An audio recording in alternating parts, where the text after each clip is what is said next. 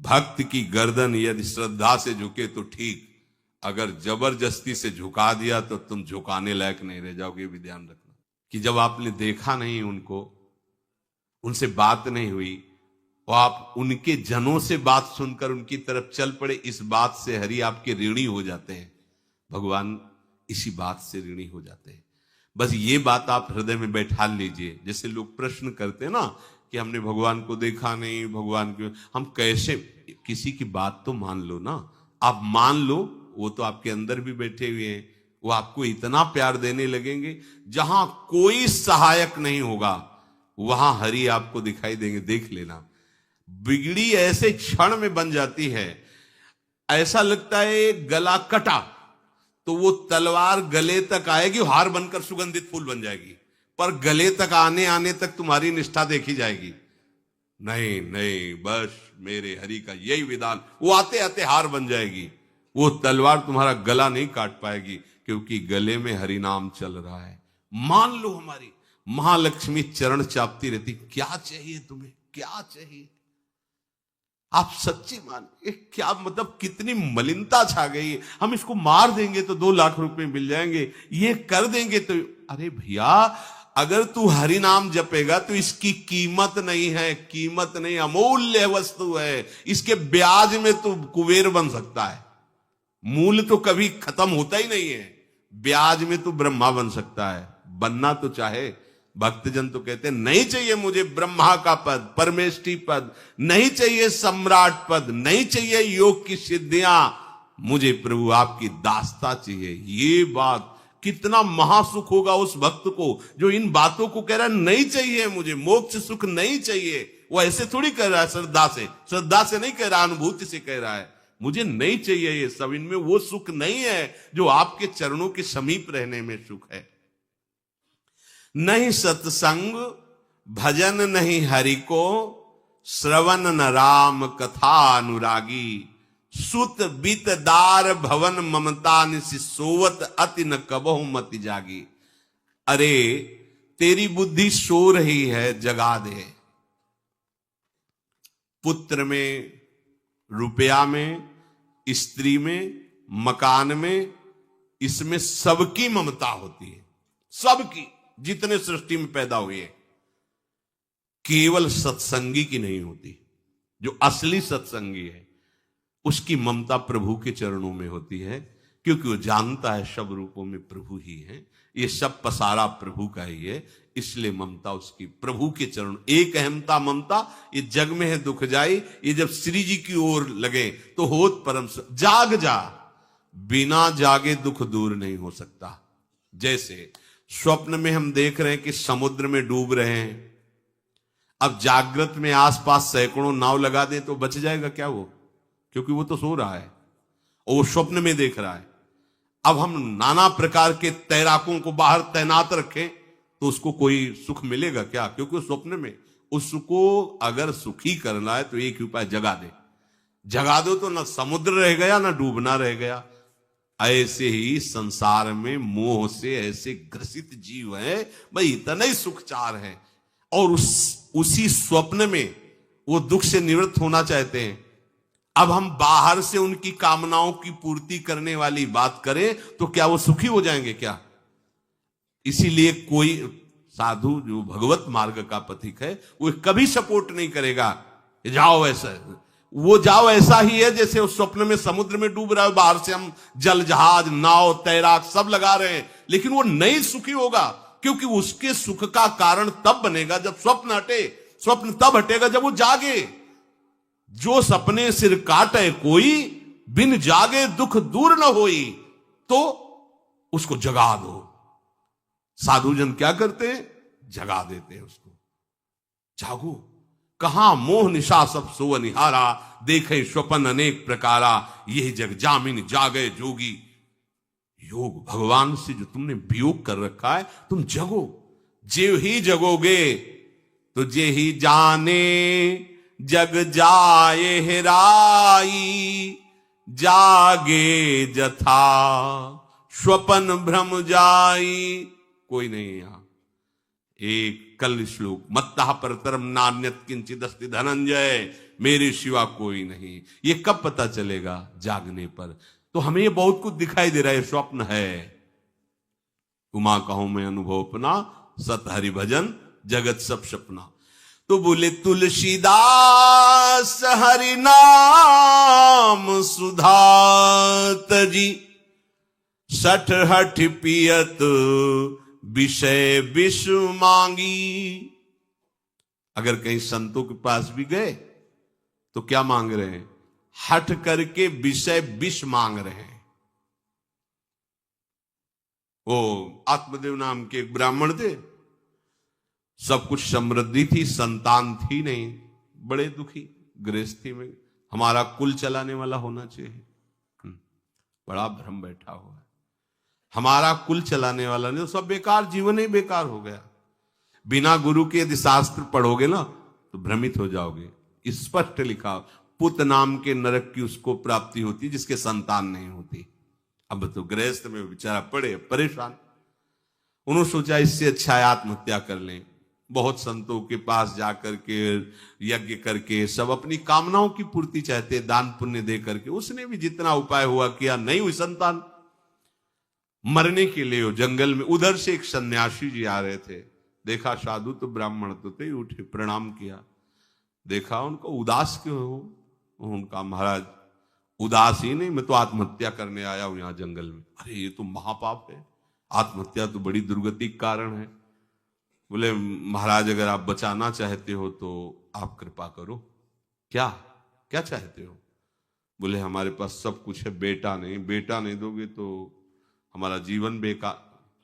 तो उन्होंने अंतर्दृष्टि से देखा और कहा 7 जन्म तक तेरे पुत्र नहीं भाग्य में तेरे लिखा है। तो उसने कहा फिर तो अभी मरते हैं, आत्महत्या करते हैं। 7 जन्म के बाद हम 7 दिन नहीं जिएंगे, हमें पुत्र चाहिए। संत का दयालु। देखो जिनके पास तपस्या और भजन का धन होता है, जब भगवान अधीन है तो कुछ भी कर सकते हो, कुछ भी कर सकते हैं। प्रारब्ध मिटाना कोई बड़ी बात नहीं। प्रारब्ध जानते हो, कोई देवता थोड़ी है, तुम्हारा पीछे का किया हुआ कर्म है। और इधर जोर का भजन है, भजन के प्रभाव से कर्म को नष्ट करने में देर थोड़ी लगती है। ये तो अच्छे शुभ कर्म करो तो तुम्हारा प्रारब्ध बदल जाएगा। भजन का प्रयोग प्रारब्ध बदलने के लिए थोड़ी है। पर वो ऐसा हट किए तो उनका देखो, हट करने से लाभ नहीं मिलता है। उनका हमें उपदेश नहीं, हमें पुत्र चाहिए। अगर आप भगवत प्रेरित होकर यहां आए हो तो आप हमें। तो उन्होंने तपस्या के बल से फल की रचना की और कहा जाओ अपनी पत्नी को ये फल पवा दो और इससे निश्चित पुत्र होगा। बहुत प्रसन्न, अब कामना पूर्ण थी तो देख लो, प्रभाव देखो कामना का। प्रसन्न हुए आए। धुंधुली नाम था उनकी पत्नी, नाम भी बहुत बढ़िया था, धुंधुली। वो कहा कि देखो ये फल खा लो, तुम्हारी संतान हो जाएगी। बहुत मीठी बात बोलती थी, मृदुभाषी, कपट हृदय। अलग अलग क्षेत्र होता है, हृदय कपट और मुख में मीठी बात। बहुत संभल के व्यवहार करना चाहिए ऐसे लोगों से। मधुरिया बानी, मीठी, क्या मृदु भाषा। नहीं प्रीतम, आप चिंता मत करो, फल ऐसे थोड़ी खाया जाता है, नहा धो के पवित्र होके फिर। हाँ उनका ये बात, तो आप अपने काम में लगो, हम पा लेंगे ऐसा। अब आपको विश्वास है ना? बोले विश्वास तो है, इसमें क्या विश्वास, आप भी तो चाहती ना पुत्र हो। बोले हाँ। वो जो ही गए सो अपनी बहन को बुलाया और कहा सुनो, अभी तो हम 4-5 रोटी कढ़ी चावल सब पा लेते हैं, पूड़ी खीर पुआ। गर्भ रहेगा तो पेट तो उसी से भरा रहेगा, तो हमारा भोजन रुक जाएगा। बोले हाँ ये तो बात है। जब पेट बढ़ेगा, अगर घर में आग लग गई तो फिर हम भाग नहीं पाएंगे, तो हम जल जाएंगे। ये निगेटिव सोच वाले लेते। और पंडित जी तो इसी बात में लगे कि गर्भ रह जाए तो क्या करें, तुम्हारा हम खाएंगे तो है नहीं, पक्की बात, पर करें तो क्या करें। पंडित जी को कैसे समझो? उनका देखो एक बात है, हमारे गर्भ है, हमारे कई लड़के हो चुके हो, गरीबी है ही है हमारे यहाँ। तुम कुछ पैसा दे देना और ये नाटक करना कि मैं गर्भवती हूं, बच्चा समय होने पर हम पहुंचा देंगे, हम घोषित कर देंगे हमारा बच्चा मर गया। तो पंडित जी को तुम नाटक में बताते रहना कि गर्भ है, बच्चा हो जाए, पंडित जी कह देना बच्चा हो गया है, तो बोले दूध पिलाने की समस्या आएगी। तो बोले ये तुम कह देना कि पहला पहला बच्चा है, हमारे वक्षा स्थल में दूध नहीं, हमारी बहन का था तो मर गया बच्चा, तो उनको बुला लेती तो बात बन जाएगी, बढ़िया बात हो गई। परीक्षा के लिए फल गाय को खवा दो, गाय को खवाया, ठीक समय पर गोकर्ण जी प्रकट हुए, दिव्य तेजोमय बालक, कान केवल वो गाय के, बड़े ही विद्वान और भगवत भक्त संत के द्वारा। कहा था 7 जन्म तुम्हारे भाग्य में, बच्चा नहीं तो नहीं है, देखा गाय के हो गोकर्ण जी प्रकट हुए। उधर उनके जो बच्चा पैदा हुआ वैसे ही नाटक के द्वारा पहुंचा दिया गया, वैसे ही पूरा जैसा पहले पक्का हुआ। अब उसने कहा कि हमारे तो स्तनों में दूध नहीं, हम अपनी बहन को बुला लें, उनका बच्चा मर गया। हाँ हाँ, हमारा बच्चा स्वस्थ होना, आप बुला लो, उसको हम धन भी देंगे, वो हमारे बच्चे की सेवा कर। अपने नाम से जोड़ करके उसका नाम रखा धुंधकारी, धुंधुली और धुंधकारी, अज्ञान का साक्षात स्वरूप। और जैसे ही वो अवस्था बढ़ती गई तो उसके पापाचरण बढ़ना शुरू हुए। बच्चों के साथ खेलता, खेलते हुए बच्चों को उठा लेता और कुएं में डाल देता, मतलब घोर अत्याचार। गोकर्ण जी हर समय भजन साधन शास्त्र स्वाध्याय। जब और बड़ा हुआ तो माता जी को अपने डंडों से रोज पूजन करता, पिताजी को गाली लात थप्पड़। पिताजी तो रो पड़े, गोकर्ण जी से कहा कि बेटा हमारी गाय से प्रकट हुए पर भरोसा आप ही का है, बचा सकते हो। तो बोले पिताजी जाओ यहां से, भाग जाओ यहां से, एकांत जंगल में जाकर भगवान श्री हरि का भजन करो। उन्होंने 2 श्लोकों में उपदेश किया। दूसरा श्लोक ये, धर्मम भजस्व सततम त्यज लोक धर्मान, सेवन सदा साधु पुरुषं जहि काम तृष्णाम, अन्यस्य गुण दोष चिंतन मास मुक्त्वा, सेवा कथा रस मोहो नितराम पिबत्वम। हे पिताजी, अब तुम लोक धर्म का त्याग करके भागवत धर्म को स्वीकार करो, एकांत में जाकर साधु महापुरुषों के संग से उनके उपदिष्ट उपदेश के अनुसार आचरण करो, प्रभु की लीला कथा सुनो, ना कोई कामना ना कोई तृष्णा, किसी के गुण दोष का वर्णन मत करना, और सदैव भगवत सेवा भावना में रहना, इसी जन्म में तुम्हें भगवत प्राप्त। वो तो उधर गए, इतनी पिटाई की उसने मां की, मां कुएं में गिरकर आत्महत्या कर ली। फिर तो मनमानी आचरण, कुछ वैश्याओं को रखा और चोरी करके लाया। वैश्याओं ने सोचा किसी दिन पकड़ा जाएगा ये और हम, तो उसके हाथ पैर बांध दिए, चारपाई में ला के मुख में अंगार डाल, वो मरा भयानक प्रेत। कामना ने क्या किया, सर्वनाश। किसी को हरि विमुख होकर कभी सुख मिल सकता है? आप संतों के पास जाइए, अपनी कामना रखिए। हम ये नहीं कहते कि कामना तुम त्याग पाओगे, कामना रखिए, भगवान के पास जाइए, अपनी कामना रखिए, क्योंकि आप कामना से युक्त हैं। पर छूट इतनी दे दीजिए कि जिसमें हमारा मंगल हो वो करना। जैसे नारद जी भगवान से अपनी कामना रखते हैं कि हमारा ब्याह करवा दीजिए, और बाद में एक छूट दे देते हैं कि जेहि विधि होए नाथ हित मोरा। तो हरि को अच्छा लगेगा, गुरुजनों को अच्छा लगेगा कि इस कामना से इसका कोई जीवन बाधित नहीं होगा, वो पूर्ण भी कर देंगे। और अगर लगा कि इसका पतन हो जाएगा तो आप रोते रो तो भी कामना की पूर्ति नहीं करेंगे। उत्तम बात तो यह है कि कामना हरि की प्राप्ति की करो, वो सर्व सुख स्वरूप है। किसी का अन्य आश्रय अन्य बल ना लेते हुए अपने श्यामा श्याम के चरणों का आश्रय लेकर निरंतर भजन करो, तो ये अनुभव हो जाएगा कि सुख किसे कहते हैं। अभी तुम्हें परिचय ही नहीं मिला, सुख किसे कहते हैं। सुख सच्चिदानंद है, सुख एक रस है, सुख अविनाशी है। वो सुख सदैव बढ़ता रहता है, घटता कभी नहीं। एक रस होते हुए भी प्रतिक्षण वर्धमानम है, कभी कभी अंत नहीं होता इस सुख का। ऐसे अनंत सुख के लिए हमें मनुष्य जन्म मिला है। प्यारे, इसे मत खोइए, हर समय राधा राधा राधा राधा राधा, और किसी को दुख मत दीजिए। कोई गंदा नशा मत कीजिए, कोई गंदे आचरण मत कीजिए, गंदा भोजन मत कीजिए जिससे अन्य जीवों को कष्ट हो। ऐसा कोई भोजन स्वीकार मत करो। इसी जन्म में आप देख लेना, इसी जन्म में आपको वो वस्तु मिल जाएगी, निहाल हो जाओ। हम किसी पक्षपात की बात नहीं करते।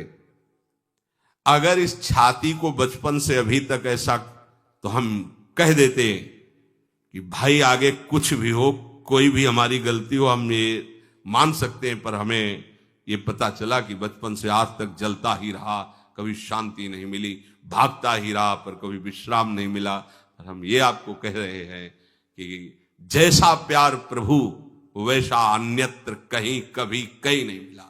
और प्रभु के प्यार का मूर्तिमान स्वरूप हमारी प्यारी जू निहाल कर दिया प्रभु ने, प्यारी जू के चरणों का आश्रय और उनका परिचय देकर। पूछो बस, यहां वाणी मौन हो जाती है, प्यारी जू तो प्यारी जू। और हम ही नहीं, आप सब महाभाग्यशाली है। वृंदावन आए, राधा किशोरी जी के घर में आए और उनकी चर्चा सुन रहे, उनके सिद्धांत सुन रहे। कहीं ना कहीं आपके अंदर उनकी तरफ बढ़ने की इच्छा भी है, ये बहुत बड़ी बात है। बस इस इच्छा को, इस आशा को इतना बढ़ा लो कि कोई इच्छा न रह जाए, कोई आशा न रह जाए। हर समय निरंतर नाम जप करते रहो। तुलसीदास हरिनाम सुधा तज, भगवान नाम तज कर विष मांगते हो।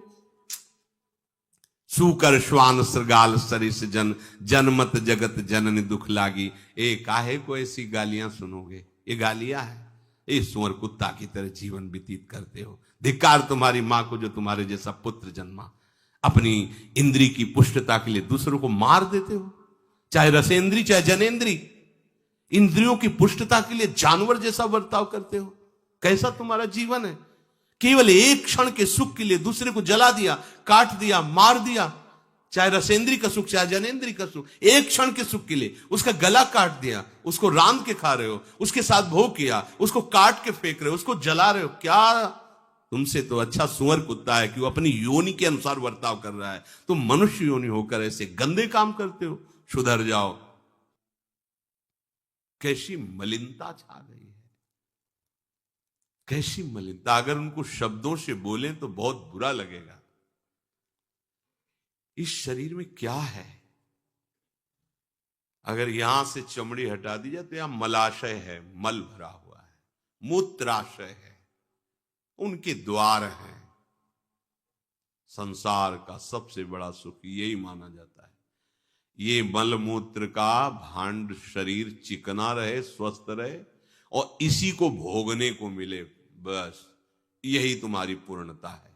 ऐ सुखरास स्वरूप भगवद अंश, तू इस प्रकृति के रचे हुए खेल में कभी तृप्त नहीं हो सकता। विचार करके देखिए, आपका मन कहां आपको फंसा रहा है। मल है तो मल द्वार है, मूत्राश्रय है तो मूत्र द्वार है। शरीर में कौन सी खास बात है। पूरा जीवन इस शरीर का केवल नाना प्रकार से भोग करना। रसेंद्री अपनी तरफ, घ्राणेन्द्री, नेत्रेंद्री परेशान है। इसमें खास बात कौन सी है जिसमें तुम्हें तृप्ति लग रही है। कौन सी खास बात। अगर तुम मलमूत्र के द्वारों में खेल रहे हो तो मलमूत्र के कीड़े से बढ़कर तुम्हारी योग्यता नहीं। समझिए, आप समझिए, वो भी जीव है, भगवदंश, जो मलमूत्र का कीड़ा बना हुआ नालियों में डोल रहा है। तुम भी तो उसी नाली में तो डोल रहे हो। यदि भगवदंश होकर भगवान नाम जप नहीं कर रहे हो, अपने स्वरूप को नहीं समझ रहे हो, चिदानंद सुख की तरफ आकर्षित नहीं हो रहे हो, तो गोस्वामी जी कह रहे वे अभागी हैं। हम लोग अपने को बड़ा भाग्यवान कब मानते हैं, जब विषय भोगों की बाहुल्यता हो जाए। देखो कैसी बुद्धि भ्रमित हो गई है। अभाग्य को हम भाग्य मान रहे हैं। बड़ा आश्चर्य होता है। कैसा आश्चर्य। अगर उनको बोलना अच्छा नहीं लगता, पर यह है कि समझ जाओ तो भाई समझ जाओ। जिन अंगों को छूने के बाद कई बार पवित्र करने के लिए रज आदि लगा करके, उन्हीं अंगों पे तो आसक्ति है तुम्हारी। उन्हीं अंगों को तो तुम सर्वस्व सुख समुद्र मान रहे हो। क्या है। बहुत बार जन्मे हो, मरे हो, भोगे हो प्यारे, ये एक बार प्यार कर लो हमारे प्रभु से, एक बार कर लो। ये भ्रम बिना भगवद आश्रय के भव भय भंजन पद विमुख अभागी। ये माया का, अविद्या का भ्रम नष्ट करने वाले जिनके चरणारविंद हैं, उन श्री हरि से तुम विमुख हो। अरे अभागी, तुम नरक तुल्य भोगों को भोग रहे हो। ये बिना सत्संगी के ये शब्द नहीं पचा सकते आप, क्योंकि आप उसी में रमण करते हैं। आपको लगेगा क्या है, फिर जिंदगी क्या रह गई। अरे अभी देखा क्या है, जिंदगी क्या है। निहाल हो जाओगे, नाच पड़ोगे, मस्त हो जाओगे। किसी का कोई भय नहीं, कोई चाह नहीं। सौंदर्य समुद्र, प्रेम समुद्र, ज्ञान समुद्र जब प्रीतम गले लगाएंगे, निहाल हो जाओगे। पर चाह तो है मलमूत्र के शरीर को गले लगाने की। चाह है इसी को, ये स्वस्थ रहे, खूब विषयों को भोगूं। कैसी दुर्बुद्धि छा गई है, और बढ़ती चली जा रही है दुर्बुद्धि।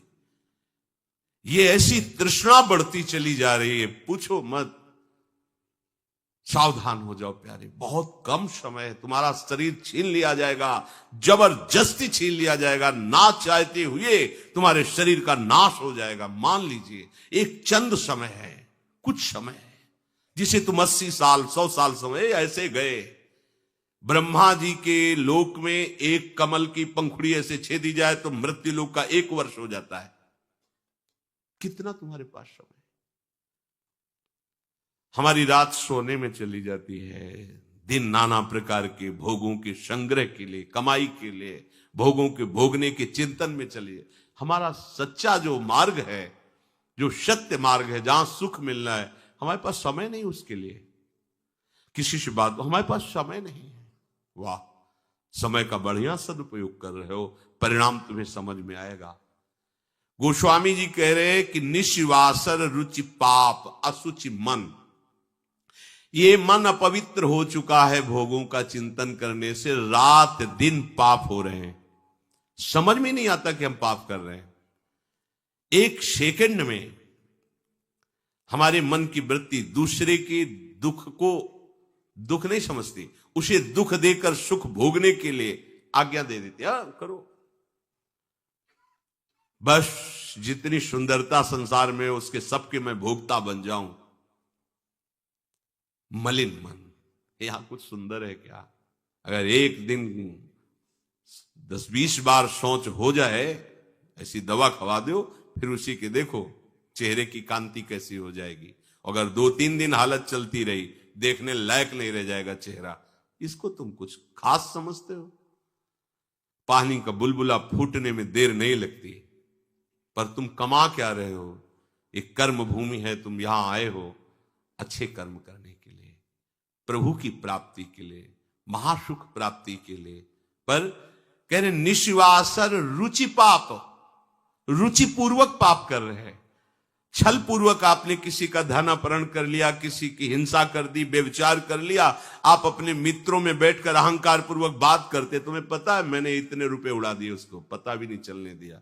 पता है तुमने आज हमने उसके साथ एक गलत किया, कोई कुछ नहीं कर सकता। इतने वीर नहीं हो।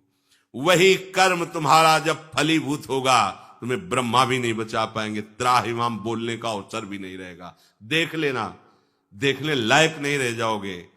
सावधान हो जाओ। देखो ये सत्संग है तुम्हें सत्य वस्तु की अनुभूति कराने के लिए। तुम जहां असत में राख किए हो तो चुभेगा, तुम्हें जलन पैदा होगा। हम चाहते हैं कि तुम्हारे हृदय में ये बात लगे और तुम्हारी शूरवीरता जागृत हो, जो भगवद अंश की है, और तुम असत का त्याग करके भगवत मार्ग के पथिक बनो। खलिमति मलिन निगम पथ त्यागी। ये भगवत वाणी, गीता जी, श्रीमद् भागवत जी और भी भगवत प्रेमी महात्माओं के वचन, ये महासुख के लिए हैं। तुम इनका त्याग करके मनमानी आचरण कर रहे हो, बहुत समय नष्ट कर रहे हो, आप पछताना पड़ेगा। ऐ खल, अपनी मति को असत आचरणों में मत लगा, अपनी दुष्टता को मत बढ़ा और गर्व करता है कि मुझे कोई भी परास्त। तुम हो क्या? हो क्या तुम? एक सेकंड में दिल की गति रुक जाए, तुम हो क्या? कुछ नहीं हो, कुछ नहीं रोक सकते हो। सावधान हो जाओ। राधा राधा राधा, सावधान होकर चलोगे, महासुख स्वरूप तुम हो, तुम्हें किसी और सुख की जरूरत नहीं है। हमारी दुर्दशा ऐसी क्यों है? नहीं सत्संग, सत्संग केवल भगवत प्राप्ति के लिए होता है। बड़े भाग पाइप सत्संगा, बिनय प्रयास होए भो भंगा, ये मनोरंजन नहीं है। इसीलिए सत्संग मिलना दुर्लभ होता है। अगर भगवद वार्ता किसी को प्रसन्न करने के लिए, उनके मन को घसीट करके अपनी वासनाओं की पूर्ति के लिए किया जाता, उसे सत्संग नहीं कहते। हम ऐसा बोले कि सामने वाला प्रभावित हो और अपनी जेब से पैसा निकाल के हमारे पास रख के हमारे ऊपर श्रद्धा करे, हमारा प्रणाम करे, हमारी यश कीर्ति हो, यह सत्संग नहीं है। हमारी बात मानकर सच्चिदानंद प्रभु में इसका मन लग जाए, संसार के भोगों से इसका मन हट करके अपने स्वरूप में स्थित हो, प्रभु में लगे, उसे सत्संग कहते हैं। भक्ति स्वतंत्र सकल सुख खानी, और बिनु सत्संग न पावई प्राणी। सत्संग का क्या फल है? हरि से प्रेम हो जाना, संसार का राग नष्ट हो जाना। सत्संग का सीधा फल है प्रभु से प्रेम होना। अगर प्रभु से प्रेम नहीं हो रहा, आपको अपने दोस्त सत्संग में बैठने पर जला नहीं रहे, तो सत्संग नहीं हो रहा, मनोरंजन हो रहा है। जहां सभा में बैठने से आपके आग लग जाए, इतना गलत मैंने किया, इतना मैं गलत हूं, कब मैं इससे हो, जान जाओ कि सत्संग हो रहा है। जहां श्रवण से आपका हृदय दाहयुक्त होने लगे, धिक्कार हमारे जीवन को, मैंने ऐसा किया, धिक्कार हमारे जीवन को, मैं कैसा जी रहा हूं, कब ऐसा अवसर आएगा जैसा बताया जा रहा है मैं ऐसा चलूं, मतलब सत्संग हो रहा है।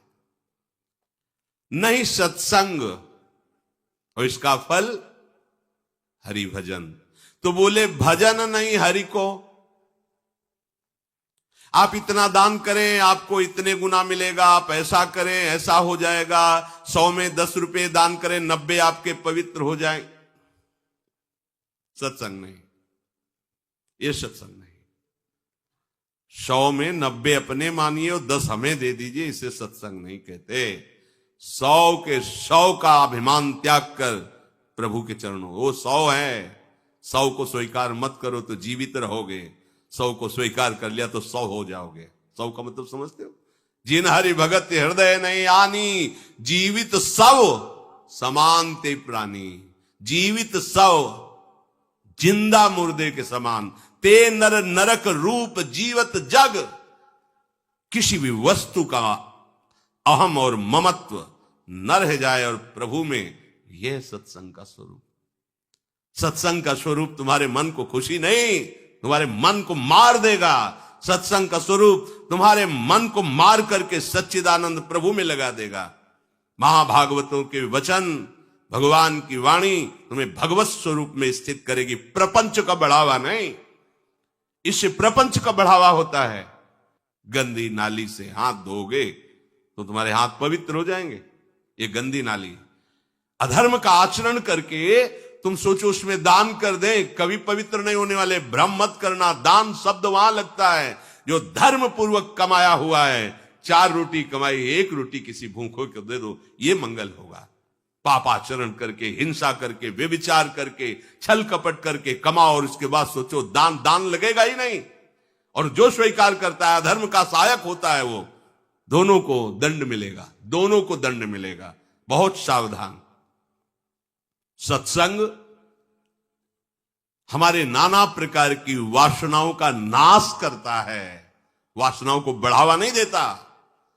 आप ऐसा करो, गृहस्थ हो, दान धर्म से युक्त हो जाओ। हां, देखो ना हरिपाल जी ने चोरी करके भगवान को रिझा लिया, बेमतलब का शब्द। हरिपाल जी ने सर्वस्व समर्पित करके प्राणपण प्रभु की सेवा, साधु सेवा का भाव लेकर के फिर वहां खड़े होते थे कि इसका भी मंगल हो जाएगा, जो भगवत भी। अगर रामकृष्ण बोल दिया तो बोले नहीं। अपने सुख के लिए नहीं, अपने सर्वस्व का न्यौछावर करके कोई ऐसा दिखाई दिया जो रामकृष्ण हरि से विमुख है, उसका अर्थ लेकर संत सेवा में लगा दिया। पहले अपना सर्वस्व नाश करो, समर्पित करो, फिर देखो तुम्हारे अंदर स्थिति क्या आती है, फिर उसके अनुसार चलो। देखे, बेईमानी को दान नहीं कहते, बेईमानी को धर्म नहीं कहते, ये भ्रम मत करना। कभी ऐसा दान भी मत करना, नहीं तो दुर्गति से बच नहीं सकते कि हमने अमुक रुपए कमाए पापाचरण से, चलो संतों का भंडारा कर देते। सैकड़ों संतों की बुद्धि भजन से बिलक करने का जो पाप होगा तुम भोग नहीं पाओगे। मत देना कभी संतों को, जो तुम्हारा पाप का कमाया हुआ धन हो, कभी मत देना संतों को। उन्होंने जीवन अर्पित किया प्रभु के लिए। अगर तुम्हें पवित्र होना है तो प्रणाम करो, उनकी बात मानो, इसी से तुम्हारा मंगल हो जाएगा। और धर्म से यदि कमाया है, 4 रोटी है, 1 दे दो, मंगल हो जाएगा। बात इस तरह से। सत्संग का फल सीधा भगवत स्वरूप में स्थित होना, प्रपंच का बढ़ावा देना नहीं। मन को विचार के द्वारा दोष पैदा करके या इधर राग पैदा करके प्रभु की तरफ हटाओ। दूसरी बात ये, नियम की बड़ी मार मन पे पड़ती है। मन को मारने के लिए नियम का बहुत पालन करना जरूरी है। आप अपनी दिनचर्या ऐसी बनाएं, या गुरुजनों से जो पास हुई दिनचर्या, आपके पास प्रातः काल से शयन काल तक 1 मिनट भी खाली नहीं होना चाहिए। ये आप देख लो, जो अभी तक चर्चा हुई वो पूरे संसार में दोष दृष्टि करके भोगों के प्रति या प्रभु पे महत्व बुद्धि करके छोड़ दो, राग छोड़ो। वास्तविक कहीं सुख नहीं है। आप लोग देख लीजिए, विवेक से देख लीजिए, अभी तक सब वही करते रहे जन्म जन्मांतर। अब हमको मन की ये जो बलवान वृत्ति है, प्रमथन स्वभाव वाली वृत्ति है, इस पर अंकुश करना है। कैसे करना है? प्रातः काल जगने से लेकर शयन तक 1 मिनट भी आपका खाली नहीं होना चाहिए, आपकी दिनचर्या में होना चाहिए। नियमित दिनचर्या बनवा लीजिए या बना लीजिए अपने बड़ों से, अपने पूज्यजनों से पास हमारी ये दिनचर्या, जीवन में उसका उल्लंघन नहीं होना चाहिए। ऐसी दिनचर्या नहीं, कागज वाली दिनचर्या नहीं, आपकी वास्तविक दिनचर्या जो है वही होनी चाहिए। जिस समय जो आदेश हुआ है कार्य का, आपको उसी समय वही कार्य करना है। इससे मन तुम्हारा मरेगा, मन के अनुसार। यहां क्या है कि रोज सुनते, आज नहीं सुनेंगे सत्संग, क्या है सुबह तक रोज वाणी पाठ में जाते, नहीं जाए 6 बजे तक सो रहे हैं, शाम के रात्रि तक, या जैसा, ये ठीक नहीं। चलो आज ऐसा कर ले, नहीं ठीक नहीं, जो नियम दिया गया वैसे ही चलो। अगर नियम से चलोगे तो उससे लाभ क्या मिलेगा? एक तो परमानंद की तरफ बढ़ रहे हो, दूसरी बात आपका मन मरेगा। मन नियम से मरता है। इस मन का स्वभाव बदल जाएगा यदि आप नियमवर्ती बनोगे। नियमानुवर्तिता से मन आपके अधीन होगा। नियम बनाओ आप। नियम अगर आपने नहीं बनाया तो परमार्थ की चढ़ाई पर नहीं चढ़ सकते हो। परमार्थ में आज तक उसी को लाभ मिला है जो नियम से चला है।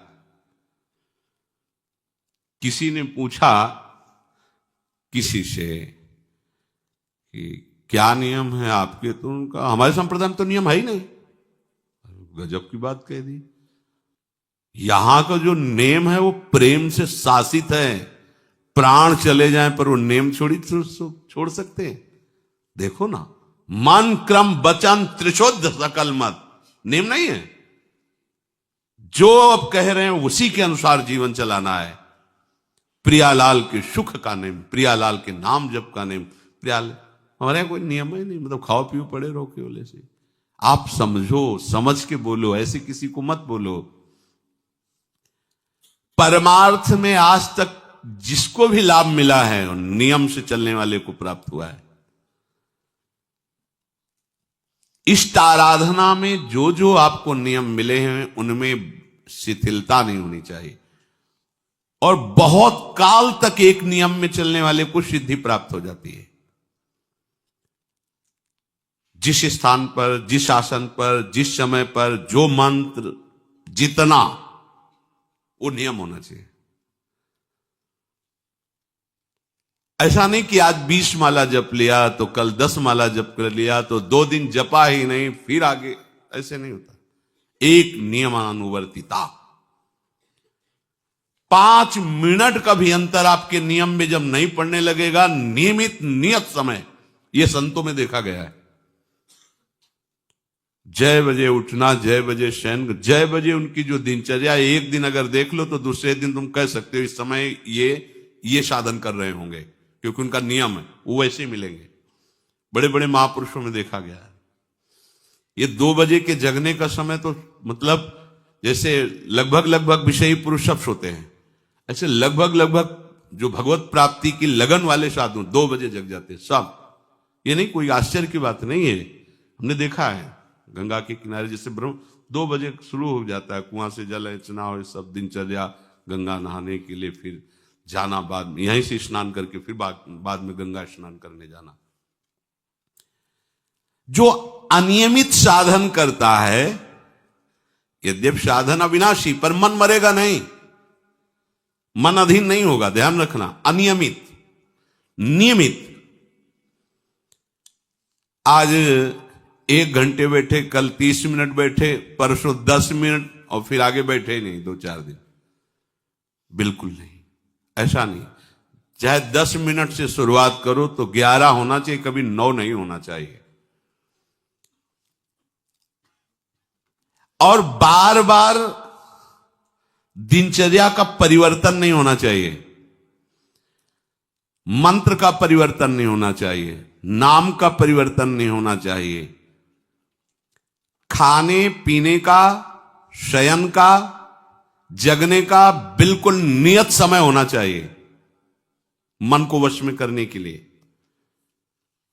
ये जो लोग ने कि जब जहां जैसे आया चिड़िया की तरह चुनते रहते हैं, कुछ लोगों को तो देखा है, यहां तो थोड़ा शासन है। सत्संग में भी बोतल खोली, एक घूंट ऐसे थोड़ी थोड़ी देर पर, अरे मर थोड़ी जाओगे, अमृत बरस रहा भगवत चर्चा को, उसका पान करो। चिड़िया की तरह कभी ऐसे जेब में डाले, वो रंगीन पुड़ियों नहीं होती ऐसे थैली निकाला, भुजिया चवा 2 पानी, ऐसे मर थोड़ी जाओगे। एक बार भोजन डाल दो, प्राण पोषण होता रहेगा। एक बार नहीं, 2 बार से, इसके बाद ज्यादा ये नहीं होना चाहिए, थोड़ा ये पाया, थोड़ा वो पाया, थोड़ा प्रसाद में मिले प्रणाम कर लिया, जरा चख लिया, रख लिया, जब प्रसाद पाएंगे तब पा लिया। बार बार खान पान से भजन में विक्षेप पहुंचता है। अगर मन को मारना है, भगवत प्राप्ति करना है, तो खान पान का समय, शयन का समय, शयन का समय मानो आप 9 बजे से 2 बजे तक, 9 बजे आप सैया पर होना चाहिए। 2 बजे आप सैया छोड़ ही दो, नींद आई हो या ना आई हो, इससे कोई मतलब नहीं। नियम सो नियम, ये नहीं आज रात में नींद नहीं आई तो आज सो लेते, नहीं, उठो तुरंत आपकी दिनचर्या। अपने लोगों ने अभ्यास जब किया ना, तो उसमें यह नहीं कि जग के विचार करना है कि उठना है। जेव ही घड़ी पर दृष्टि गई, आज तक भगवत कृपा से कभी अलार्म नहीं लगाया, बचपन से लेके अभी तक। मिले ही नहीं घड़ी तो अलार्म क्या लगाए, गंगा के लिए घड़ी लेके कौन घड़ी देगा, गरीब किसानों के। एक समय निश्चित, 5-10 मिनट के अंतर की बात नहीं कहते, तुरंत वस्त्र हटाओ, तुरंत। ये नहीं कि ओढ़ के ध्यान करेंगे, वो ध्यान नहीं होगा, वो सो जाओगे। वो पहले अगर सर्दी के समय हटा दिया, ऐसे खुले बैठो, ठंडी लगेगी। अब नाम जप करो जितनी देर तुम्हारा नियम हो, नहीं तो चलो अपना शौच स्नान पवित्रता, फिर उस शयन वाले आसन पे न बैठे।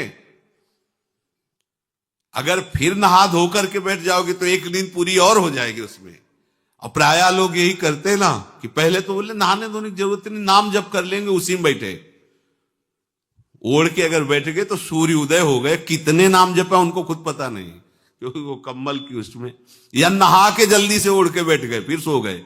ऐसे साधना नहीं होती। स्नान करने के बाद फिर आसन में बैठ कर बहुत साधारण अवस्था, ऐसा नहीं कि खूब गरम गरम कम्बल ऐसे ओढ़, नहीं, ठंडी लगनी चाहिए, शांत बैठ, आंख खुली। ध्यान नहीं करना चाहिए, आंतरिक ध्यान करो। आंख मूंद ली ना तो सुषुप्ति में पहुंच जाओगे। ध्यान पूर्वक ऐसे, जैसे चातक स्वाति के बूंद को निहारता है। भागवत में आया कि कैसे श्रोता होना चाहिए, वक्ता के प्रति चातक दृष्टि से देखते, एक एक शब्द श्रवणेंद्री से वो पान कर रहा है, ऐसे शांत तो एकदम देखते हुए ऐसे पान। श्रोता सोई परम सुजान, सुनत चित रति करे। आपके वस्त्र पहनने का ढंग, चलने का ढंग, बोलने का ढंग सात्विक होना चाहिए। सोमवार को अमुक रंग का, मंगल को अमुक रंग का, बृहस्पति को अमुक रंग का, ऐसे ऐसे। चलने की भी अलग अलग स्टाइल, अलग अलग से डालना का। अगर भगवत प्राप्ति करनी है तो सात्विक चाल हो, सात्विक भाषा हो, सात्विक वस्त्र हो। इनका भी बहुत प्रभाव पड़ता है, वस्त्रों का भी प्रभाव पड़ता है, चाल का भी प्रभाव होता है। अभिमान की चाल देखना, छाती में हड्डी हड्डी पर फैला के चल रहे मानो सूरवीर है। हाँ, जांघ में मांस नहीं है, केवल पैंट ही पैंट दिखाई दे रहा है। बात ऐसा अभिमान है, ऐसे टांग चला मानो। ये सब नहीं, सात्विक वृत्ति से चलो, सात्विक कपड़े पहनो। ऐसा नहीं कि अब लाल ही पहनना है तो अमुक कंपनी का आना चाहिए, लाल रंग का या पीले रंग का। कितने का स्वेटर? बोले 1,70,000 का है। अपना जीवन सात्विक हो, सात्विक वस्त्र भी वस्त्र आभूषण, और हमारा चलना भी सात्विक हो, हमारा बोलना भी सात्विक होना चाहिए। अब इसके बाद उपासक को देखो, ये तो नियमावर्तिता हुई। अपने मन के ऊपर हर समय दृष्टि रखनी। उपासक शब्द इसीलिए है, विषयी पुरुष नहीं रख सकता। उपासक को हर समय मन पर दृष्टि रखना है। क्या सोच रहा है, ऐसा क्यों सोच लिया इसने, ऐसा क्यों ये प्रेरणा है? क्या हमारा भोजन गलत हुआ, क्या संग गलत हुआ, क्या हुआ? पूरी जांच हो रही। आप सच्ची मानना, प्रारंभिक बात तो अलग है कि मन पूर्वश, नहीं तो ऐसा नहीं है कि काम के विषय में सोचने लगे, ये लोभ के विषय, ऐसा नहीं है। आपका संग गलत हुआ, आपका दर्शन गलत हुआ, आपका गलत श्रवण हुआ, भोजन गलत हुआ तो ही हो सकता है। नहीं, ऐसे नहीं कि भगवत चिंतन की धारा में बीच में काम आ जाए, बीच में क्रोध आ जाए। प्रारंभ में तो ऐसा होता है, लेकिन आगे बढ़े हुए उपासकों को फिर ये दिनचर्या में अपनी जांच करनी, क्या गलत हो गया, आज क्या खाया जो हमारे मन में ऐसे विचार आ रहे हैं, आज किसका संग किया जो हमारे मन में ऐसे विचार आ रहे हैं। यद्यपि बड़ा कठिन है मन की जांच करना, क्योंकि हम मन ही बने हुए हैं, तो जांच क्या करेंगे? जांच तो वो कर सकता है जो थोड़ा मन से अलग हटा है ना, दृष्टा भाव देख रहा है मन को। हम तो मन ही बने हुए हैं, जो चाहता है वो हम चाहते हैं। देखो ना, बहुत बातचीत से समझ में आता है। आज हमारी ये खाने की इच्छा है, आज वहां जाने की इच्छा है, तुम्हारी थोड़ी, वो मन की है। थोड़ा अलग हट करके देखो, फिर उसमें निर्णय करो, सही है या गलत। जो जो विचारों में आप सपोर्ट दे देंगे वो मन के संस्कार बन जाएंगे। आप सपोर्ट नहीं देंगे तो संस्कार नहीं बनेगा। ये बहुत खास बात है। जब आप भजन में बैठे हो, साधन में, या चलते फिरते, उठते बैठते, ये जो शास्त्र विरुद्ध गंदी स्फुरणा दे, आप बिल्कुल इसको सपोर्ट मत करना, नहीं, ये संस्कार बना देगा। फिर वो आपके न चाहने पर भी आपको परेशान करेगा। और यदि आप बिल्कुल उदासीन रहे, जैसे पागल आदमी पीछे बोलता चला जाए, आप कुछ मत बोलो, वो दूसरी दिशा में चला जाएगा, ऐसे ही मन शांत हो जाएगा आपका। ये आपको फेंकता, आप परेशान मत होना, ये फेंकता रहेगा जो उसने जमा किया है, फिर शांत हो जाएगा, फिर नष्ट हो जाएगा, उसका विषय स्फुरण नष्ट हो जाएगा। अगर कहीं मन भगवत संबंधी सलाह दे तो उसको दुलार करना चाहिए, सराहना कर, वाह आज आपने बहुत सुंदर बात। मन आपको कभी कभी अच्छी सलाह दे, और जहां आपको बुरी सलाह देने लगे तो फिर उसको धिक्कार दो कि प्रभु से बढ़कर तुमको ये लगा, प्रभु के नाम रूप से बढ़कर लगा। अंदर होना चाहिए, बाहर भले मत। ऐसे हो गए ना, वो सुधरने लगेगा। बस ये अच्छे से ध्यान रखो, जब ये गलत प्रेरणा करे तो या तो एकदम उदासीन, और या फिर इसको डांट लगा दो, प्रभु की तरफ चलना है, क्या गंदी बात अंदर। नहीं नहीं, अभ्यास से मन असत कार्यों को छोड़कर भगवत कार्यों में लगने लगेगा। धीरे धीरे जब इसको स्वाद मिलेगा तो पूरा का पूरा ये आपके अधीन होने लगेगा। ऐसा नहीं है कि मन वश में नहीं, मन वश में की वश की बात, मन की ताकत नहीं होती कि विषयों में चला जाए। आप करके तो देखो भजन, नहीं ऐसा होता तो पूरा जीवन बर्बाद हो जाए। फिर वो मन ही वश में नहीं होता फिर क्या? नहीं, ऐसा नहीं। पूरे जीवन को पढ़ा है। साधु की सबसे बड़ी पढ़ाई मन की होती है, वो मन को पढ़ता है। पूरे जीवन मन को पढ़ा है उसने, देखा है मन अब क्या परिवर्तन, अब क्या परिवर्तन, अब क्या स्थिति, अब क्या स्थिति। सच्ची मानिए एक दिन मन मनमोहन बनकर के अनुभव करा देता है। कहीं और अनुभव नहीं होता, इसी में अनुभव होता है। निहाल कर देता है, धन्य धन्य कर देता है। बस इसके असत वासनाओं, असत चेष्टाओं, असत स्फुरणाओं का आप साथ न दें तो ये आपसे अलग हो नहीं सकता, ये भगवदानंद में डुबो देगा। इसे अधिक से अधिक भगवत चर्चा सुनाओ, इसे अधिक से अधिक प्रभु की छवि के दर्शन कराओ। देखो, भरो, मन में भरो, खूब भगवत चर्चा करो। प्रभु की श्री विग्रह, आप जिस कमरे में शयन करते हो उस कमरे में कहीं भी कोई सांसारिकता नहीं होनी चाहिए। परिवार की फोटो या किसी अन्य आकर्षणकारी वैभवशाली की फोटो, ऐसा नहीं। या कोई अपने आराध्य देव गुरुदेव संत भगवान, एक से एक भगवत प्रेमी महात्मा, उनकी संतों की छवि, प्रियालाल की छवि, जिधर दृष्टि जाए भगवत स्मृति में लगा दे। उठते बैठते अपना तो कमरा अंदर से ऐसा ही होना चाहिए। पूरे कमरे में नाम लिख लो, राधा राधा राधा वल्लभ सिंह, राधा राधा राधा राधा, या लिखी हुई टांग, बहुत आपको लाभ मिलेगा। जिधर अब राधा राधा राधा, अखंड स्मृति। और उस जो आपका वास्तविक साधन कक्ष हो, शयन कक्ष हो, अगर ऐसा हो जाए तो बहुत बढ़िया है। अन्य का प्रवेश ना हो, कोई भी हो, सदगुरुदेव की शिवा, आराध्य देव की शिवा, उसका आप देखना, इसका बहुत बड़ा प्रभाव होता है। कई बार इस बात का अनुभव हुआ कि जैसे बाहर मन विक्षिप्त हो गया किसी बात से, किसी उपासक से, और जे भी तो एकदम जैसे एकदम बदल गई व्यक्ति, और भजन बड़ी तीव्रता से होने, क्योंकि वहां परमाणु भजन के वो भागवती कक्ष होता है। इसके लिए भाई जी ने भी सावधान किया। अगर ऐसा हो जाए तो मान लो असुविधा है तो कोई बात नहीं।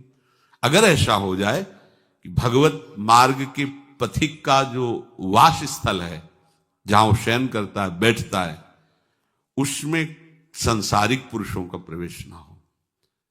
इसलिए हो सकता शब्द लगाएगा, एक ही परिवार में रहते हो, आप ऐसा झगड़ा करोगे कि हमारे कमरे में ना जाए कोई रिश्ते नातेदार या अन्य परिवार के सदस्य, कठिन हो जाएगा। अगर हो सकता हो तो भगवत प्रेमी महात्मा की शिवा, भगवत भजन करने वाले की शिवा प्रवेश न हो तो आप देखो कि उस कमरे में ऐसी परमाणु आ जाएगी कि आपका मन वहां प्रवेश करते ही भजन में लगने लगेगा।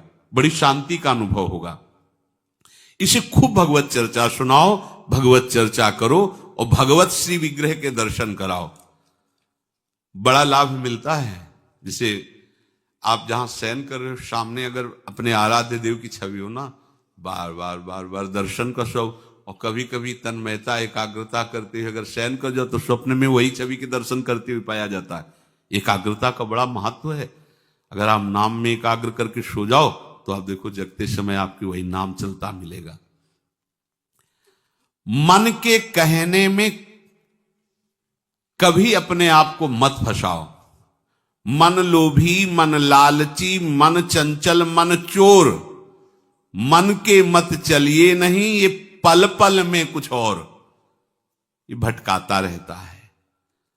जब तक ये प्रभु की तरफ आपको प्रेरित ना करे तब तक इसको अपना दुश्मन मानकर इसका विरोध ही करते रहिएगा। मन का जैसे अपने दुश्मन के प्रत्येक कार्य पर निगरानी करने वाला दुश्मन के प्रहार से बच जाता है, क्योंकि हर क्षण वो सावधान रहता है, वैसे ही जो उपासक मन पर नजर रखकर इसे दुश्मन के भाव से देखता है वो सावधान रहता है और मन के प्रहार से बच जाता है। जहां कहीं ये उल्टा आपको ले जाने के लिए करे, बस इसकी सुनना नहीं, बिल्कुल इसके विरोध में हो जाना। ये बड़ा बलवान है पर तुमसे बड़ा नहीं, ध्यान रखना। ये तुम ही से बलवान है, तुम ही से खा पी के तुम्ही को पटकेगा अगर इसके अनुकूल रहे। और अगर आप अपने, तो ये इसकी ताकत नहीं आपको गिरा दे, क्योंकि बिना सपोर्ट के आपके कुछ नहीं कर सकता। पक्का आप सपोर्ट मत कीजिए, ये आपका कुछ नहीं बिगाड़ेगा। पर इसका स्वभाव है कि एक क्षण में अपने अनुकूल कर लेना। जहां दिखाया कि हम आपको ऐसा सुख प्रदान करेंगे, जल रहे हो ना, अभी आनंदित हो जाओगे तो आप दस्तखत कर दोगे, जी वसूल ले गया। आपके दस्तखत के बिना कुछ नहीं कर सकता। कई बार इससे उपासक को हारना होगा, क्योंकि बताया नहीं वो दस्तखत करवा लेगा, पर तुम साहस मत छोड़ना इसके परास्त करने का। सैकड़ों बार ये हराता है।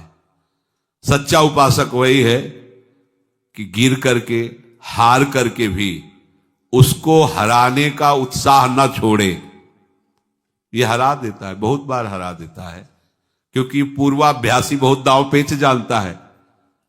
हमको अपने अधीन किए रहता, कई बार तो ऐसे ढंग से हराता है कि समझे नहीं आता कि मुझे हरा रहा था क्या। जब हार गए तब लगता है हाँ हार तो गए, इसका मतलब हमको हरा रहा था। हिम्मत मत हारना, जीत तुम्हारी होगी, क्योंकि तुम प्रभु के सीधे अंश हो और ये तुम्हारी ताकत से बलवान हो रहा है। दृढ़ता से लड़ो तो दिन दिन तुम्हारा बल बढ़ेगा और मन का बल घटेगा। और यदि इसका सपोर्ट करते रहोगे तो इसका बल बढ़ेगा, तुम्हारा घटेगा। तुम इस पर जिस दिन विजयी हो गए तो ये मन मन न रहकर श्री कृष्ण हो जाएगा। पर ध्यान रखना, ये बहुत चतुर है। ये कभी डरवाएगा तुमको, फिर अपने अधीन करेगा। ऐसा ही होता है। कभी फुसलाएगा, कभी लालच देगा, कभी बड़े सुख का प्रलोभन देगा, परंतु तुम इसके धोखे में मत आना। भूल कर इसका विश्वास न करना। अपनी हिम्मत टूटने न पावे, लड़ने में कमी न होने पावे, इससे लड़ाई लड़नी। यहां हम मन से तो लड़ते नहीं, बाहर झगड़ा करते घूम रहे। इससे लड़ो, ये बेईमान जो हमको परास्त कर रहा है। अंत में आप देखोगे आपकी आज्ञा पर खड़ा हो जाएगा हाथ जोड़। अब जैसा ये विश्वासी सेवक बन जाएगा। मन को कभी निकम्मा मत रहने दो। अब तो सब हो गया, बाणी पाठ भी हो गया सब। 3 घंटे तो कोई बात है नहीं, 3:30 बजे शाम के जाना है। 3 घंटे में वो इतना मसाला एकत्रित कर देगा कि 3 महीने में तुम सत्संग के द्वारा उतना सामग्री नहीं एकत्रित कर पाओगे उसको हराने के लिए। बहुत चतुर है, इसको खाली मत रहना। एक आदमी ने भूत सिद्ध किया, भूत सिद्ध हो गए।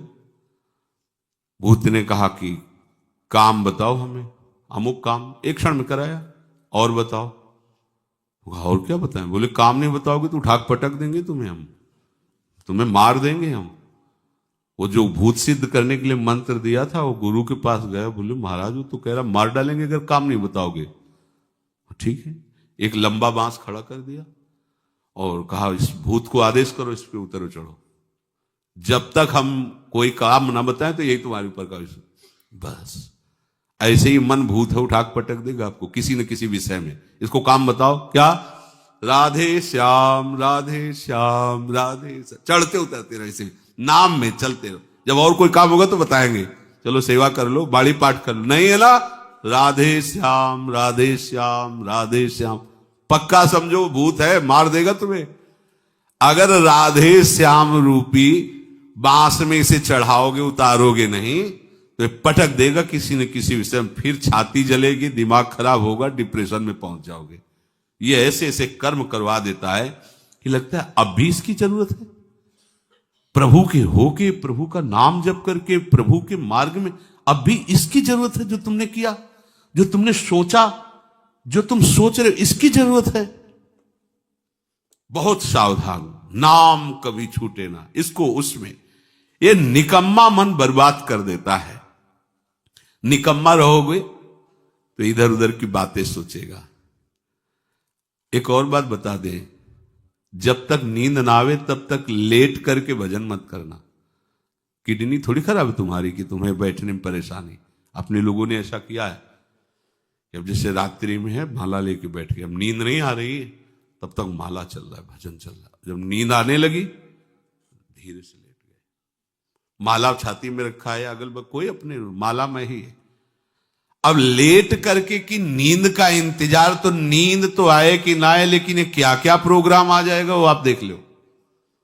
नए साधक सावधान नहीं रहते तो दुर्दशा अपनी कर लेते हैं क्रियाओं के द्वारा, अन्य चेष्टाओं के द्वारा। शयन के समय बहुत सावधान रहने की जरूरत है।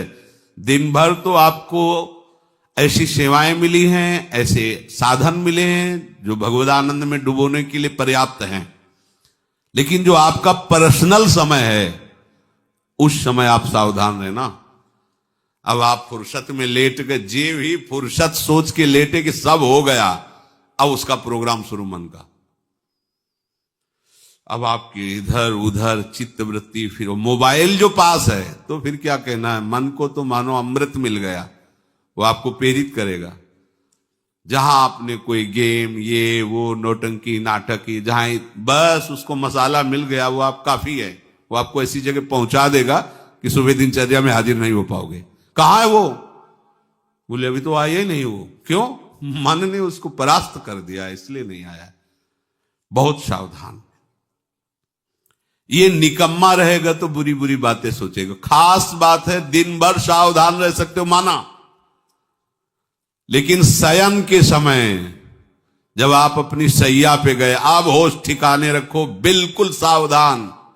यहां थोड़ी तुम्हें सावधान रहने की जरूरत है, अभी तो सावधान है ही हो, नहीं तो अभी खड़े हो, तुम्हारे पितर तक तृप्त हो जाएंगे अभी है। लेकिन कमरे में सिटकिनी बंद, अब शयन के लिए गए, अब होश में, यही होश खो जाते हैं। ध्यान रखना, मन आपसे ऐसी चेष्टाएं कराएगा, क्रियाएं कराएगा, ऐसा दर्शन कराएगा, ऐसा सोचवाएगा, पूरे दिन की साधना को मटिया पलेट कर देगा, पोछा लगा देगा। हमारी प्रार्थना मान लेना, जब तक नींद ना आवे तब तक सोने के लिए आप लेटना नहीं। यदि जवान साधक हो, माला हाथ में, ऐसे दोनों हाथ कब्जे में है, जवान से नाम या मंत्र अंदर।